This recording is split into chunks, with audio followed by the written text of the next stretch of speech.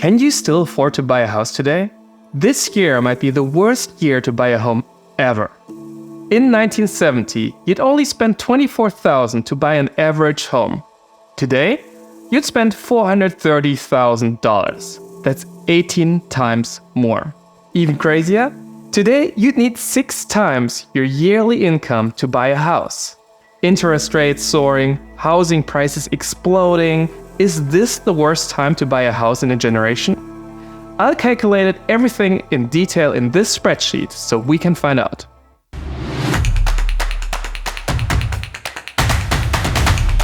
To be honest, I was a little dishonest in that intro.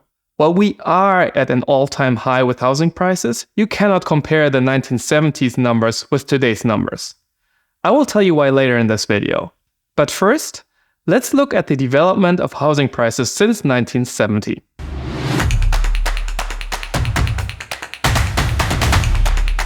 In this graph, you can see the explosion of housing prices in the past 50 years in green and the increase in household income since then in purple. On the first glimpse, it looks quite crazy. Housing prices seem to be exploding, while salaries, they seem to be only increasing very slightly. Let's make one example. The average home in 1980 cost $63,700. The average household income, however, that was $16,400. This year, the average home cost $429,000, and the average household income increased to $75,000. So, on the second glimpse, it looks like both metrics increased quite a lot. Well, we are making one critical mistake here that I see all over the place on Instagram, wherever people panic about housing prices.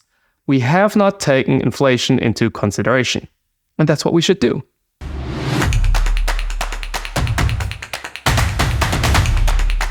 Let's look how the exact same chart looks like when we adjust all the numbers for inflation. Adjusting for inflation basically means bringing all the numbers to the exact same standard so that we can compare them. This standard is today's money value. In an inflation-adjusted chart, if things stayed the exact same over all years, so housing prices didn't explode and salary levels stayed the exact same, the inflation-adjusted chart would just contain 2 flat lines like this, because on today's money value, they are or should be all the same. So let's take a look at numbers we can compare, all inflation cleaned up. It's already looking slightly better now, right? Let me explain. It is correct that the average house cost $24,000 in 1970, but that equals $185,000 in today's purchasing power. In other words, if today were 1970, we'd have to spend $185,000 in 2023's money value to buy the average American home. But remember, today, so 2023, we have to spend $430,000 on that average home. That's $245,000 more. That's a staggering 2.3 times more. So to be able to afford this, our salaries should have increased by 2 times too, right? Well, let's look at our salaries. In this chart, they look pretty flat. Definitely does not look like we are making 2.3 times more today than we would in 1970. And that's right, we don't. We only have 16.5% more purchasing power today than we did in the 70s. In the 1970s, the average household made around $65,000 a year, whereas today we make about $75,000. While this is not really bad, remember, a flat line here would mean we keep our purchasing power the same over all these years. So that means the same standard of living. So this year increased, which means everyone in the country got basically 16% richer and has a higher standard of living. But it is certainly not enough to compensate for the 2.3 times higher real estate prices that we see out there. So what does that mean in reality? In reality, we have to spend roughly 6 times our annual pre-tax income to buy an average American house. That's what you can see here. A good number here, to make this comparable, somewhere about 3.5 to maybe a maximum of 4. As you can see, we hovered around these 3.5 times our salary for quite some years. From the 70s to the 2000s to be exact, Even in 2008, when the housing bubble crashed and the financial crisis hit, we were only at 4.6. Today, it's 6. I think it's quite alarming. What do you think? Let me know in the comments. So, quick summary until here. Housing prices skyrocketed. Our salaries didn't keep up with it, so today we have to pay 6 times our pre-tax income to afford the average home. Now, could this get any worse? The answer is yes.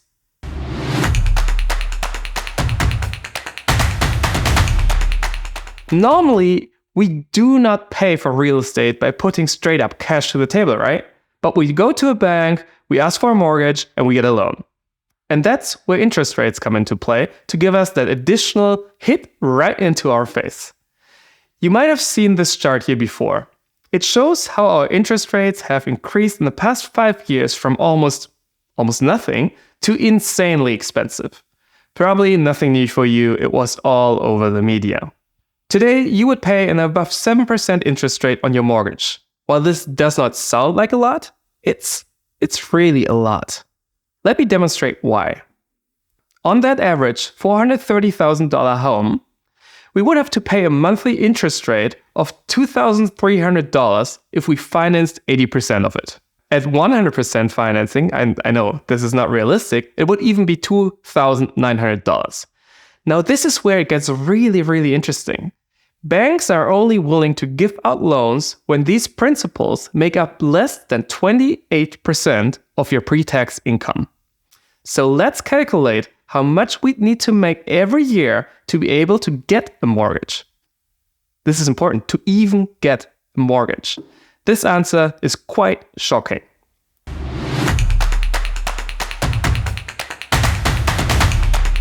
You'd have to make $100,000 a year to be able to get a loan for the average US home. Everyone below $100,000 can basically not afford a home today. Remember, we had a $75,000 average household income in the US. So we're short. This means that the average household is $25,000 short to being able to afford a house.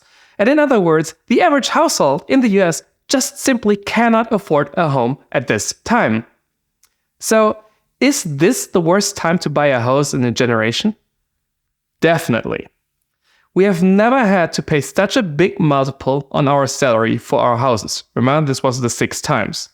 The high interest rates are making things even worse, which puts the average household in a very tricky situation. However, there were worse times before, and I think we should also look into this.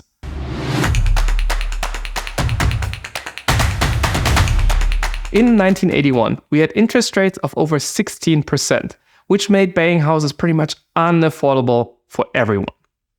The average household back then would have had to make a $104,000 income in today's standards of living and today's money value, and even more importantly, was $46,000 short, because they made only an average of $58,000 a year. So this was way worse. The problem is, though, 1981 was the year of a huge recession, and the 4 years prior to it, buying real estate was already out of balance, similar to what we see today.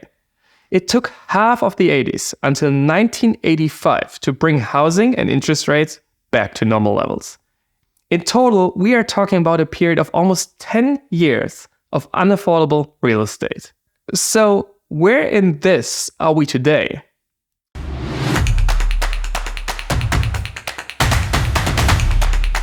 If we follow the pattern from the 80s, we are still not at the top, but we will approach it in the next 12 to 18 months.